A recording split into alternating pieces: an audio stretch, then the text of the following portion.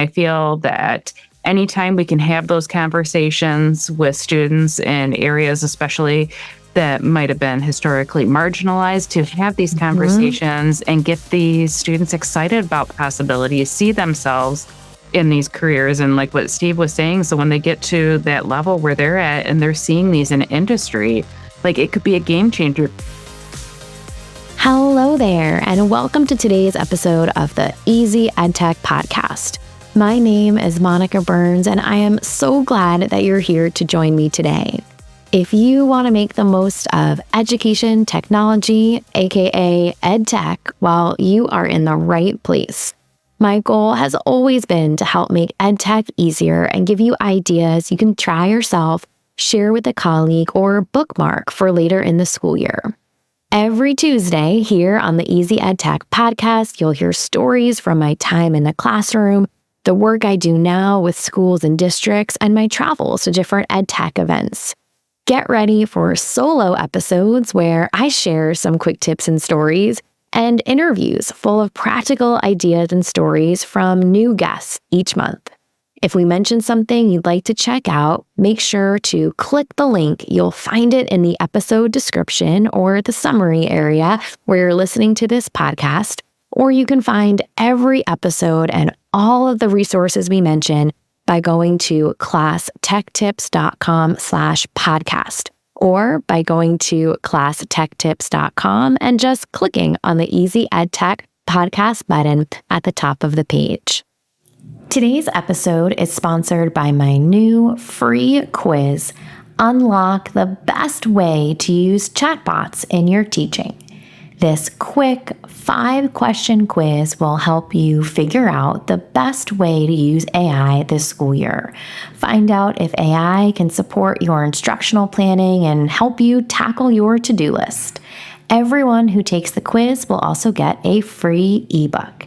Head to classtechtips.com/quiz to find my new quiz. Unlock the best way to use chatbots in your teaching. That's classtechtips.com/quiz. This week's episode is titled One State, Two Stories, Computer Science Integration in Schools with Steve Kass and Sarah Wood. I had the chance to keynote an event at Copper Country ISD in the Upper Peninsula of Michigan and see some of the work happening in this region. It was a wonderful, snowy February trip, and Steve took me on a tour of some of their learning spaces, and I even had a chance to meet with high school students in their business and entrepreneurship program. It was a wonderful way to start this year, and I don't know the last time I've seen so much snow all at once. When I heard about the RITS partnership that Steve and Sarah are a part of, I knew it would be perfect to chat with them about computer science integration, particularly for those of you who are tackling what CS skills look like in practice, or if you're curious about what's happening in different states, or are just looking for some inspiration for your own regional experiences. This is a fantastic conversation. So let's go ahead and dive in so you can hear all the gems that Sarah and Steve share today. Welcome to the podcast. I'm so excited to talk about computer science integration in schools with you both today. But before we get into all of that, would love for everyone to hear a bit about your roles in education. What does your day-to-day look like? Maybe we'll start with you, Steve, and then pass it over to Sarah. All right. Thanks, Monica. So I'm an educator at the Copper Country Intermediate School District in Hancock, Michigan. And the Copper Country ISD serves the 15 school districts of the Baraga, Houghton, and Keweenaw counties. I'm currently in my 14th year at the Copper Country ISD, but I have worn many hats over the years. I always joke that it's mostly due to my hairstyle, but I've gotten to wear a lot of hats over the last few years. And I've been a system engineer, an educational technologist, director of instructional technology, technology. And then now, most recently, I'm a CT instructor and associate work-based learning coordinator. So right now, my day looks like the mornings start off where I get out and I teach in the mornings. I teach a business and entrepreneurship class for high school juniors and seniors. And then in the afternoon, I oversee the work-based learning component and I check in on students on their placements. I'm still involved in a few of the projects and grants from my previous role, including professional development for computer science and computational thinking integration. Fantastic. And I am Sarah Wood, and I'm an educational technology consultant here in Grand Rapids, Michigan at Kent ISD. And the Kent ISD serves just the Kent County public school districts, and we do support some of the private and charters with additional services. But there are over 20 public school districts, and I think it's approximately 280 schools. So we're a little busy there. Unlike Steve, my job is not necessarily the same kind of even structure day to day. It really depends on what's going on. I do a lot of professional learning for educators. Sometimes I'm meeting with district leaders. Other times it's meeting with teachers, sometimes even co-teaching with teachers and being in the classroom. It's just kind of whatever the need is as it surrounds educational technology. But of course, right now we're just living in that world of AI. So that's where I've been.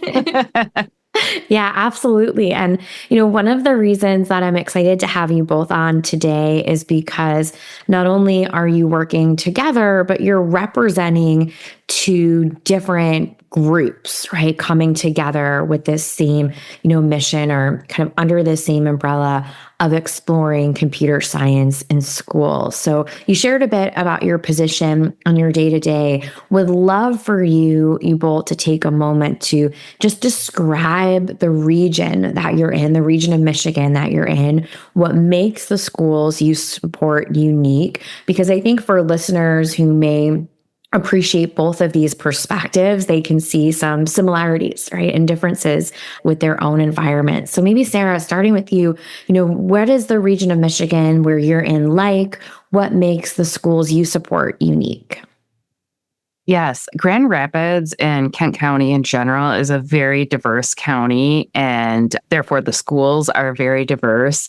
I actually had to look up some stats on this because I wasn't entirely sure, because I know we're very diverse, but we have students representing over 50 countries and speaking more than 50 languages across our county and our schools. And once I saw that number, I was pretty fascinated. And now I'm like, why didn't I know that earlier? But we, I think, are very fortunate in our area where a lot of our schools are not necessarily your traditional school. So, for example, Grand Rapids Public Schools, which is the largest public school district in our county, has a variety of theme schools. They have things such as environmental science, arts and music, global studies, and some other ones. But that it's not just limited to Grand Rapids Public. There are other ones that offer language immersion programs and things like that. And so it's really, I think, no matter where you go in Kent County, you have amazing opportunities. And another stat I had to look up too, because I went down that rabbit trail, that there are approximately 101,000 students and over 8,500 teachers in Kent County. And when you put a number with what is we serve a lot of people, it was just kind of, I think it put it in perspective. So I appreciated preparing for this podcast today, because it really helped me kind of focus in on, we do some really amazing things in our area. And I think it's really unique to a lot of the districts that have some of those specialized programs because they tailor to their students. Yeah, that's a lot of students, a lot of teachers. And you're right. Sometimes when we're in the thick of it, we don't always, put the numbers right to our experience. So sometimes it is nice to step back about a bit. Yes. Steve, what about you? Yeah, so my area looks very different than Sarah's. The area that I'm in is a very rural area. We're up in the western Upper Peninsula, and our region spans a pretty large geographic, footprint. The terrain's pretty rugged. We get snow, for 6 months of the year, so traveling is quite difficult in our area.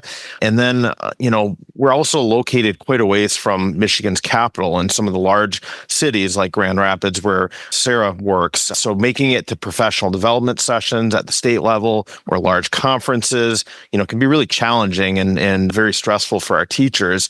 The CCISD, where I work, is about 500 miles away from Kent ISD, where Sarah works. So to travel to an event in that region, a one-day event basically takes you 2 days of travel. So it's a pretty big commitment. We have about 6,200 students in the Copper Country ISD region. And then next to us, the Gogebic Ontonagon ISD is a lot smaller. The local REMC also supports that region, and they have about 2,000 students there. So even though our student population isn't super large, it's spread out over many different areas, and our teachers in all of those schools and all of our education staff have to wear a lot of hats. So that can be a big challenge. One of the other things I thought would be worth mentioning is I know every state has some similarities of how their school systems are structured, but in Michigan we have what are called ISDs, or intermediate school districts. We have 56 of them across the state, and sometimes they're referred to a different way, like an RESA or an ESA or ESD, but basically they're doing the same thing, and they act as that liaison between the Michigan Department of Education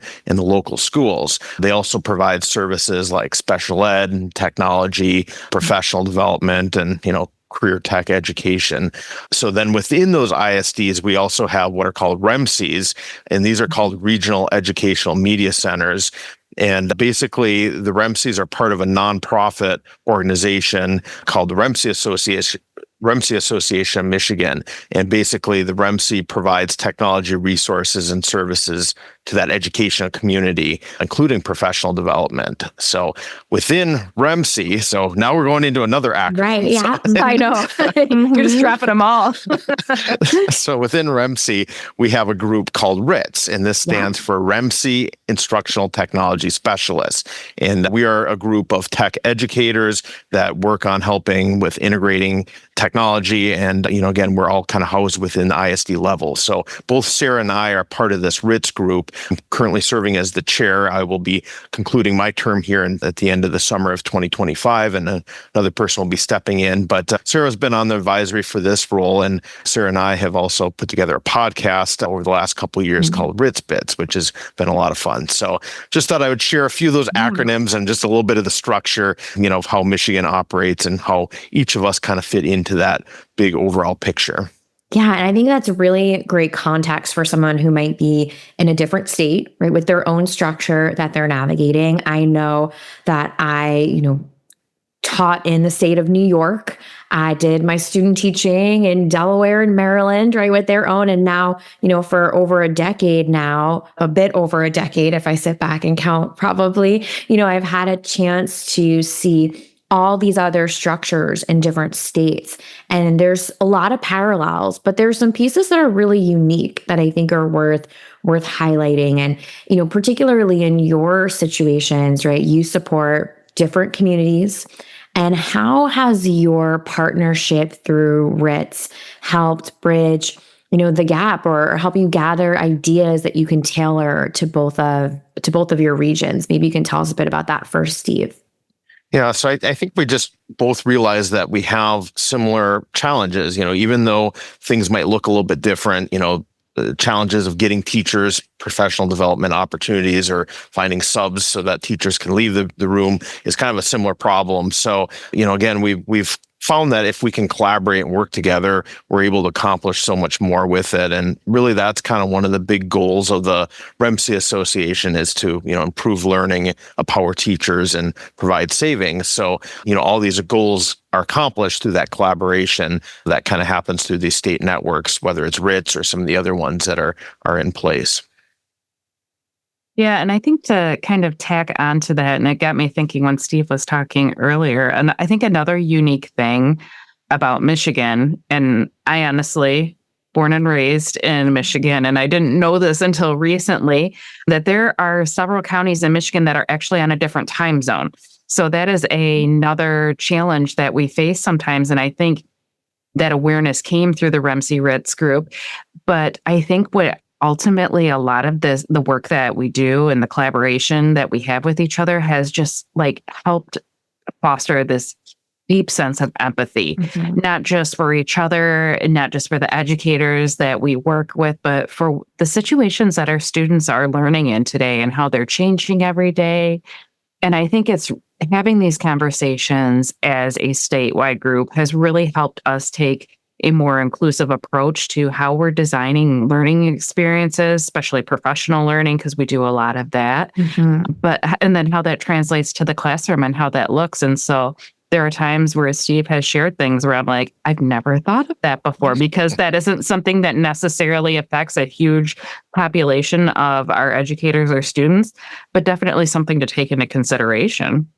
Yeah, and especially when you're in a larger state, right? Or a state that covers a lot of geography, right? Regardless of what the numbers might be, right? In terms of students, right? It can be hard to foster those connections. It can be tough when you're in a small state too. I mean, although, the time zone thing is interesting. I was just working with a group in Kentucky earlier this year, and they're kind of split into 2 time zones, and they have to plan their statewide professional learning, right? When their webinars go, right? With all of those things in mind. So, having those cross-state partnerships are so powerful when you might not be able to walk into the same building, right, every day or once a month or even once a quarter.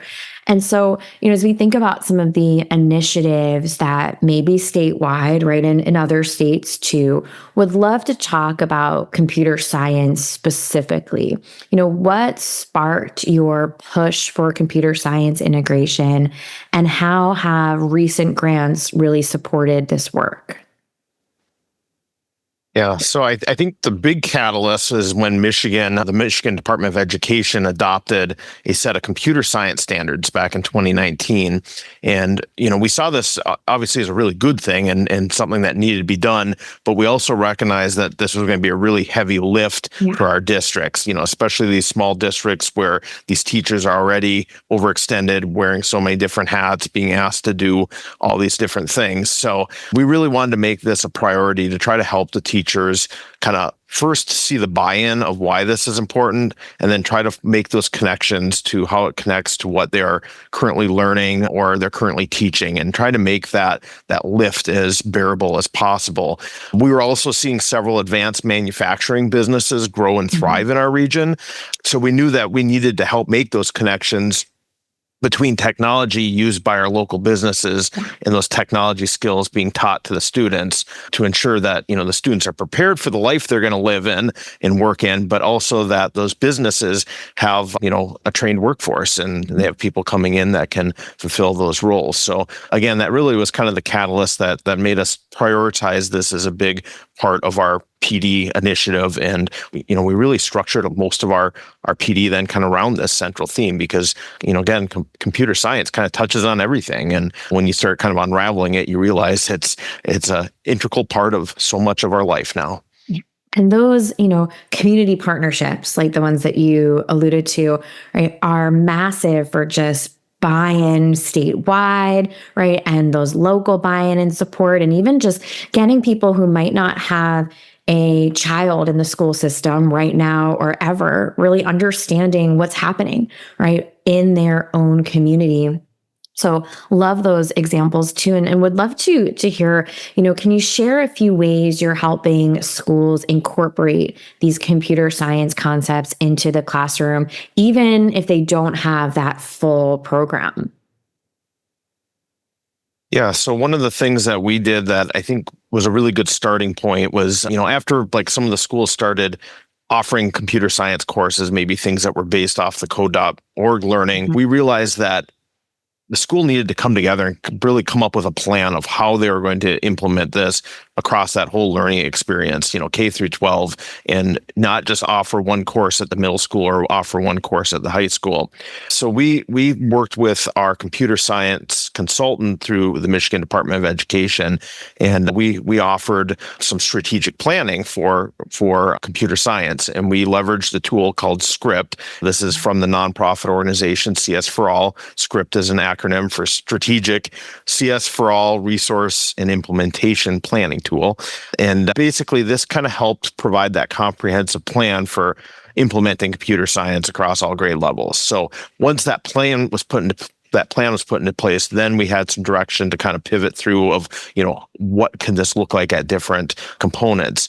So we recognize that, again, computer science can be kind of a daunting topic for our elementary grade levels. Yeah. So we wanted to try to keep it as, hands-on and tangible as possible. And that's where we started really focusing in on computational thinking and kind of bringing in those 4 big concepts of computational thinking and getting teachers being able to use that terminology like, abstraction or decomposition and, bring that into lessons and activities. And, again, it doesn't even have to be done on a computer, but just trying to, bring in that part. So we found that to be really helpful. And then, the other thing that we did is just trying to show teachers what computer science looks like. And, we brought teachers out to what we called externships, where we brought them into these local manufacturing facilities and they got to see some of the technology being used and then trying to make those connections back to the classroom. So, for example, we went to a local manufacturing facility that was using CNC machines for cutting like fabric and sewing the fabric. And then we brought that back to the classroom and said, okay, this cutout maker that we have that we use to design these, little snowmen that we put up in the classroom or the letters, it's really kind of the same concept, right? And we kind of bridged that with it. So again, just trying to make those real world connections and then trying to find ways to kind of tie it into what they're doing is something that's really been helpful. And, one of the things that we've really tried to focus in on.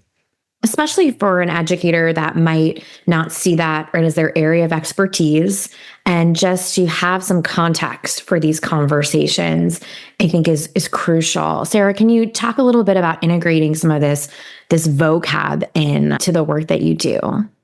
Absolutely. I feel I was one of those unicorns in college where usually it was myself and a bunch of male students in a classroom because I have a computer science major. And so I feel I have a unique opportunity and to talk about these things with students and especially get women involved in this and young girls seeing themselves in this.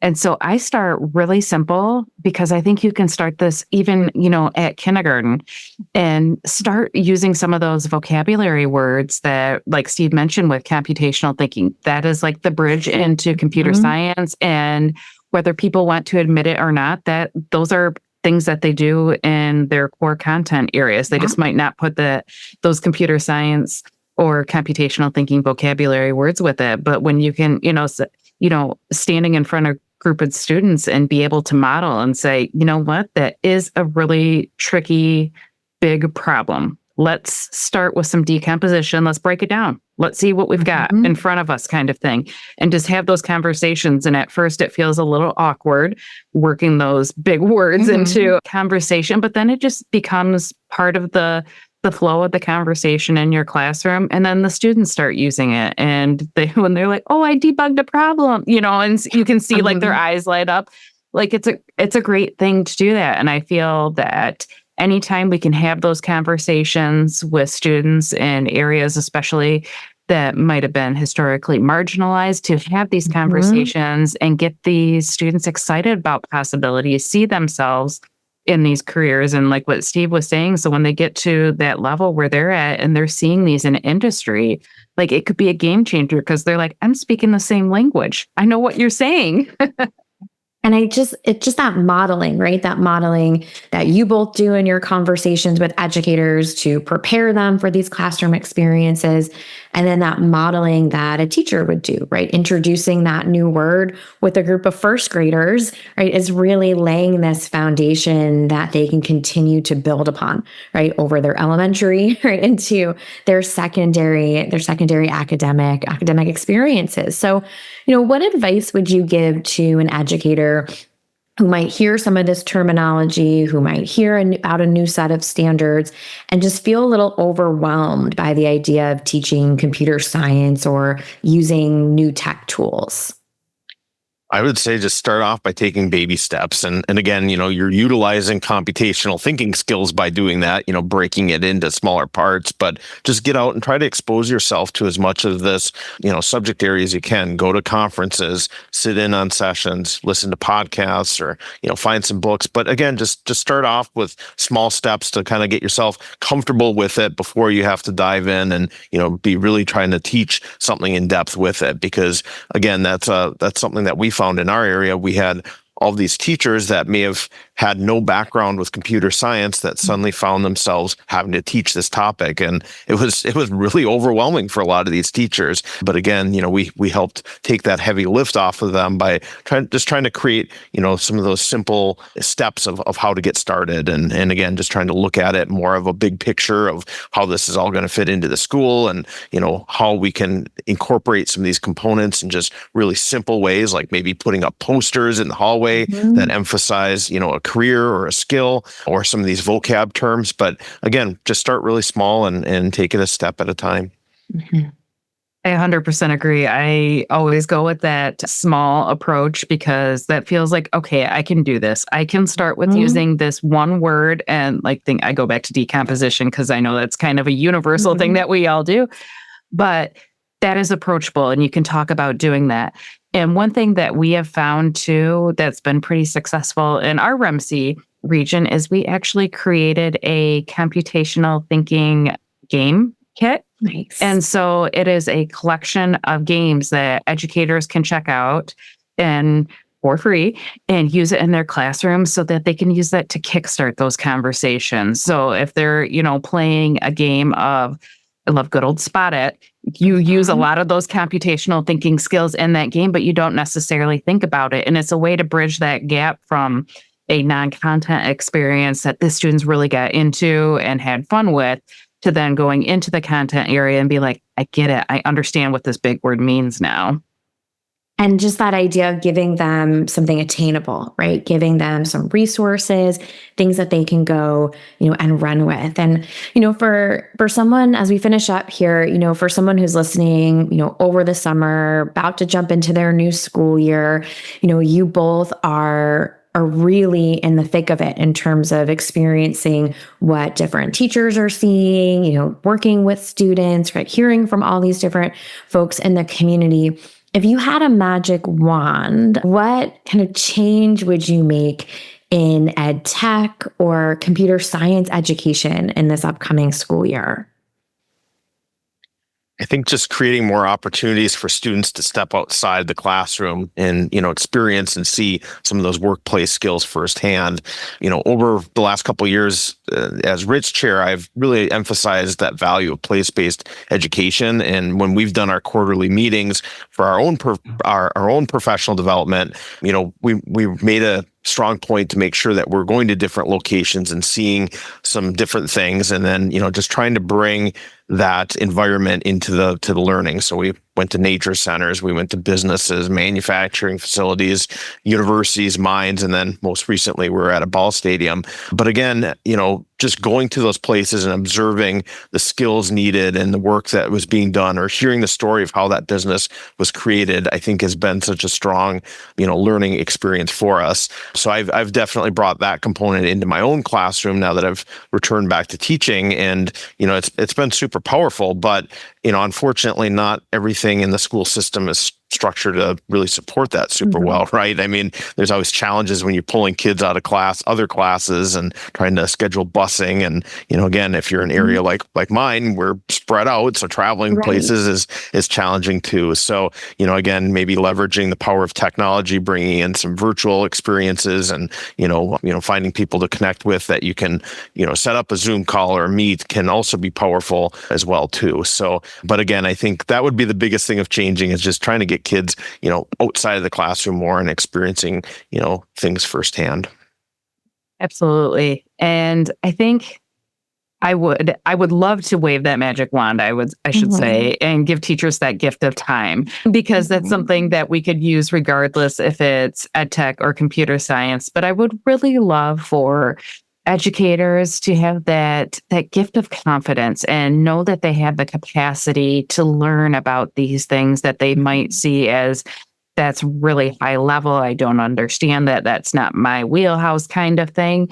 Because Steve was saying, that this is present in our world around us. We need to be aware of where it is and how it might look. We don't necessarily need to understand the full process behind it, but even because we see a lot of fear with AI, and really approaching learning about that with just courage and really be open to perspective bending as we go through this. Because I think that if we can give the teachers that time to do that, to dive into those tools and truly trust them to learn how AI and computer science can truly help them in their content area and help with engagement, agency, accessibility for all learners, not just those ones that you feel like, oh, I know this student will excel with this, but this can really be for everyone.